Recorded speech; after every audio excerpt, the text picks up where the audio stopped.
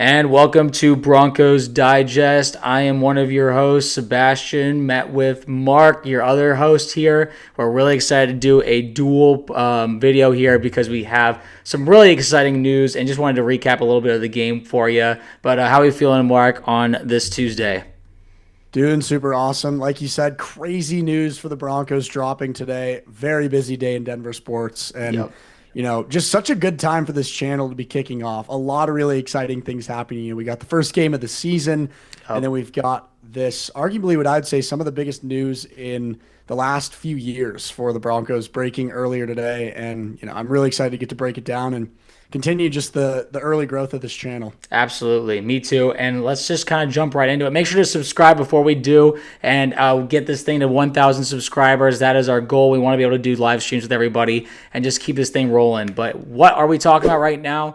We have this letter. I know it's in small print right now for those who are looking on YouTube, but this is a letter from the Denver Broncos or the Walton family, basically saying we are building a new stadium. They are building a new stadium for the Denver Broncos, and it will be still in Denver. That is really, really important news to make sure that people understand. It's really exciting because a lot of fans were wondering, okay, can we host a Super Bowl? Can we host like these big events in Denver? This is part of that initiative. They really want to give fans what they've been looking for and just all the facilities. They are really doing this all privately, and they're doing it for the city of Denver.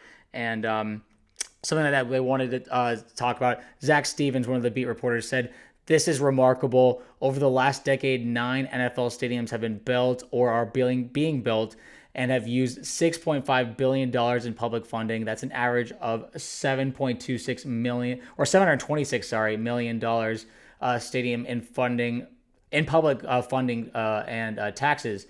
The Walton family ownership group is privately funding the entire stadium, meaning that no new taxes and saving Denver residents nearly $1 billion. Fantastic ownership. I'm really thrilled about just what they're really talking about there. And then lastly, Vic Lombardi from Altitude Sports had to say, I think it's a home run for Broncos fans for that whole area, Barnum Yard.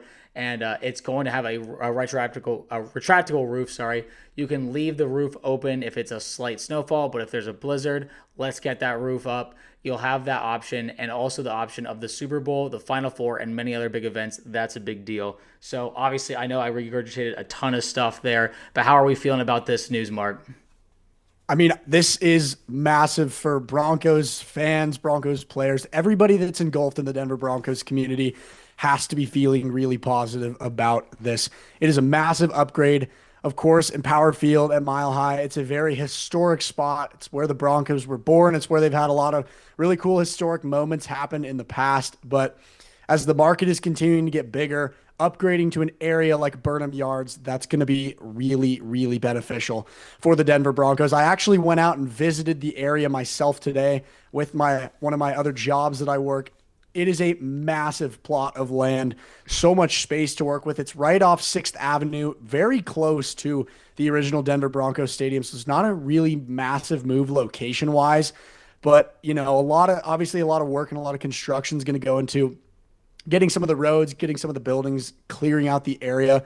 But once it's done, once it's actually built, once it's finished, like you talked about in 2031, when the construction is done, it's going to be so clutch to have that bigger space, not just for the regular season, to welcome a bigger following for the Denver Broncos and to make, a little bit more space for everybody that roots for the team, but for things like the Super Bowl, for things like the Final Four, and to have the retractable roof for year-round events that the stadium can be used for outside of football. I think that is super exciting. And another thing that I want to touch on too, specifically about the retractable roof, I did see some people on X that were kind of upset about the fact that they were adding a retractable roof. You compare it to the Buffalo Bills building their new stadium right now. They are doing no roof. They want that ridiculously cold, snowy weather in Buffalo to continue to be a staple part of their culture and their stadium. And the Broncos have a little bit of that too. Snows quite a bit here in Denver, Colorado, and the temperature gets pretty darn cold as well. But I really do agree with what Vic Lombardi was saying in the regard that if it's snowing a little bit, if it's blizzarding, if it's cold, keep the roof open. But if it's like an all-out ridiculous storm that's going to potentially keep the game from happening and like making more issues that need to be happening in that specific area of, when the game is being played or anything like that. That's the beauty of having the roof. And it goes more into what the stadium's going to get used for besides just football. If you want to have, say a really big concert with some national touring band in this stadium in February when it's butt cold and snowing, you're going to want that roof closed. It's a Yeah. lot different than having it open for a game. So Yeah. I think that there is nothing bad about this. It's just so positive that this stadium's getting built. Very exciting stuff for the Broncos, for Broncos fans, and just everybody in the Denver community. And, just to close things out as well, I think that the way that the ownership group handled it as well is really awesome and just a really exciting day for the Denver Broncos community. Yeah, it won't even affect the Denver population. Like, they have no taxes or anything like that. That they can just let the Walton family do it on their own. And it's honestly like 6 years away. That's not that far away. It's going to be really exciting to see that thing when it's in completed. Who knows? I mean, Bo Nix probably will still be our quarterback. A lot of these guys will still be on the team, so it'll be cool to see them all experience that. We might even have a ring next time we're in that. I was gonna say we might be hosting 5 trophies in that stadium by the time we're done. So I'm really excited to see what it looks like. But lastly, we also really wanted to kind of go over some of the points from the game itself and basically talk about just what were some of the big standout things that happened. We had Tim Lynch from Mile High Report say 5 things we learned from the Broncos in the win over the Titans. 1, the Broncos defense is as advertised. 2, offseason hype was way premature. 3, interior offensive line was dominated by the Titans. 4, the Broncos offense is not as advertised. And 5, how about Jeremy Crawshaw, though? So I think this is pretty interesting just to talk about, like, yes, really dominant defensive performance. It was against the Titans, but I don't think that should diminish the fact that we had a really strong performance and really bailed us out of some of those bad situations, especially that the offense was kind of going through like the motions, trying to figure out what they were doing. The defense was holding firm. They said, don't worry, we got you. So how did you overall think about that defensive performance? I mean, the defensive performance was just out of this world. First thing that comes to my mind is, newly extended Nick Bonito. Yep. He comes in and he has career high numbers on the day. He gets the first sack of the season for Denver against the number 1 overall draft pick, Cam Ward. Really good stuff from him, letting the money talk considering he is fresh off of a big extension. Really excited to see Casa Bonito sticking around in the Denver area for a long time. And just everything about the defense. The other thing that comes to mind is the Marvin Mims miffed punt when he fumbled it and put the Titans in essentially a go-ahead touchdown scoring situation. And the Broncos didn't just prevent a touchdown. They pushed them all the way back to midfield, prevented the field goal. That, I think, was the winning moment of the game right there. And it just goes to show that even though the offense was kind of getting the gears turning, trying to figure things out in the first game of the season, the defense was there to pick up the slack. And, Bo Nix in his post-press conferences, he was talking about how that is what makes this team such a well-oiled machine.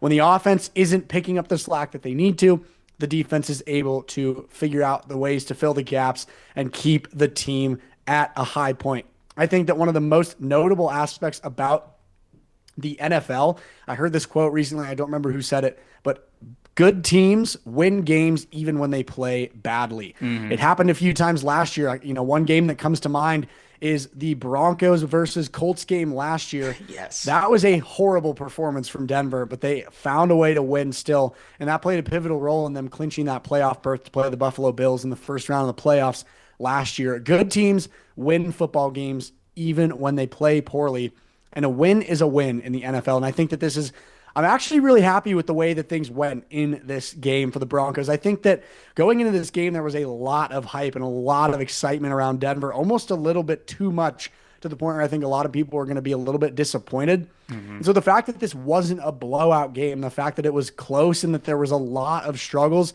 and kinks to work out, I think it lowers the bar and sets the expectations at a much more reasonable level as the Broncos gear up to face some pretty hefty opponents in the next few weeks. They've got the Colts and then the Chargers in the next 2 weeks. Those are going to be tough games. I agree, absolutely. Especially, we didn't expect the Colts to be a hard game, but now all of a sudden Daniel Jones is going crazy against the Dolphins. So at least we had that happen before we faced them, so we know what we're up against for this upcoming week.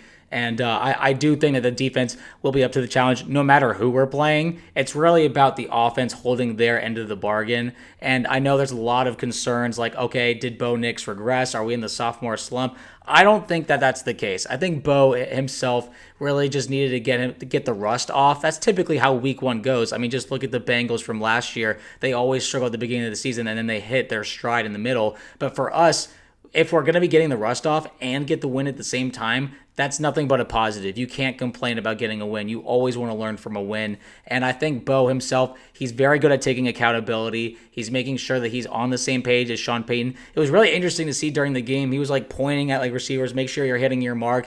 I think he has a great attitude about everything, that he has a really good leadership intangibles, but at the same time, he's also very accountable to himself. He knows when he's screwing up. He threw a couple picks and got fumbled. I wouldn't really call the fumble on him yet. Like, it was just, unfortunate play by the offensive line, like they mentioned, in things that stood out from the game. I think the offensive line is also going to be accountable because they know Bo Nix is this franchise's quarterback. We don't want him getting like rattled around back there. Bo was actually one of the least pressured and least sacked quarterbacks last year in the 2024 season. They want to hold that, as their thing. They want to make sure that we continue that this season. So I just know that Bo and the offensive line are going to get it together. And the weapons that we have, Courtland Sutton, I think just getting that touchdown before halftime was unbelievable. And then, the running backs really starting to catch their groove in the second half with RJ Harvery hitting that 50-yard run and then J.K. Dobbins finishing that drive. There's a lot of things to really be excited about. I'm excited to see maybe Troy Franklin or Evan Ingram maybe do some things in the future. Like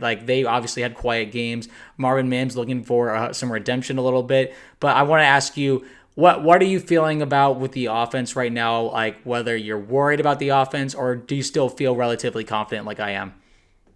I'm not worried about the offense at all. I think just exactly what you said. First game of the season, there's going to be kinks that you have to work out. There's going to be rust that you have to knock off. But I think that if you look at the bigger picture of what the offense was able to do, a Courtland Sutton touchdown, really strong rushing. Like, I want to talk about the running back room as well. It looks like we might have the best running back room that we've had in a long time. The rookie RJ Harvery had, I think 70 something rushing yards at that 150-yard burst.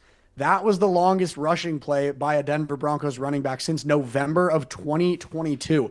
That alone just shows that we are going to have a much stronger running back burst, a much stronger running back room, and a lot more room for offensive production. And I think that one point that you made earlier that I think is really notable is you always learn from a win. Mm-hmm. And the fact of the matter is this is not an offensive win for the Broncos. It's a defensive win. Mm-hmm. And so the offense can sit back with a 1-0 winning record, go into a team, the Indianapolis Colts, next week and feel better about the offense that they're bringing into Indy with a strong defense behind them. Because I think there's a lot of concern too around the fact that the Colts put up 33 points in their first game of the season. Yeah. That wasn't against the number one defense in the league. That was against the Miami Dolphins. There's a big difference between those two teams.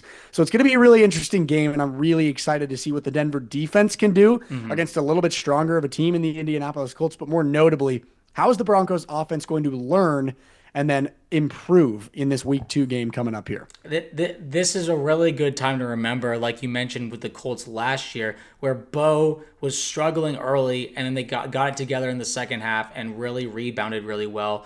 And I think that knowing that we are capable of that, and that was that wasn't even a year ago, that they obviously don't have to struggle at the beginning if they don't want to, or if they don't do that. But at the same time, if that does happen, if there's even more offensive struggles, that it's not the end of the world. They can still push through and win this game because we have an even stronger defense than we did last year. And now you don't always want to have to rely on that like we did in 2015. But at the same time, we won the Super Bowl that year. So you can't always be down on that. You can be like, okay, listen, we have the best defense in the NFL. Once the offense kind of reaches where it needs to be, we'll be unstoppable. So I am really optimistic about where this team is going and just the accountability that they have, how Sean Payton's been taking, advantage of. Listen, he made some calls. Some people weren't the happiest with some of those calls, but overall, we have a good punter. We have a rookie punter who's doing a really good job. The field position was really strong in general, and it was interesting because I briefly want to talk about the play at the end of the game, the fourth and I think it was 7 or 8, where we had a chance to kick a field goal to ice the game, but Sean elected to go for it with the offense. Now, somebody would call it maybe overconfidence in the offense when they weren't playing very well, or just in general, maybe being arrogant with his play calling. But overall, and while I have criticisms of that as well, maybe I would have preferred to do the field goal because I think we have a great kicker, and that would have been maybe a bit more conservative. But at the same time, it's good to have faith in your offense. There is that sense that, like, listen, he believes in Bo Nix. He believes in what these guys are doing and how they're executing. So it's good to kind of take both ways from it. But what about you? What did you think about the end of the game? Yeah, I mean, I think that it shows a lot that Sean Payton continues to trust in his offense, even in a point where the field goal is clearly the answer, because, that was a play call that I personally didn't agree with. Yeah. Even on 4th and 8, I think that there's better options as far as how you can make that work. So, I think it was a questionable idea, questionable decision, but nevertheless, it worked out. We got the win. It looks like our Zoom call is gonna get booted here soon, so Okay. wrap things up. But overall, just a lot of good stuff from the Broncos this last week, and exciting stuff about the stadium as well. Absolutely. I'm very excited just to keep building this channel with you and look forward to the Colts game next week. But I will see you guys, and we will all see y'all in the next video. Thanks for watching.